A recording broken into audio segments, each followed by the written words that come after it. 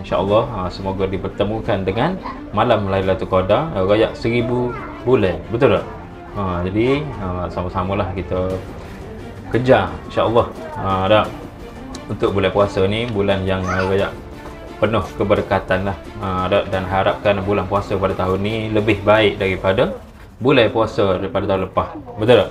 Saya mengucapkan terima kasih kepada Muslim Malaysia untuk mengagihkan sumbangan kotak pada hari ini kepada di kampung Tok Dak ini sebanyak 50 kotak dan 50 orang lah, lebih kurang 50 orang mengagihkan kotak Muslim Malaysia.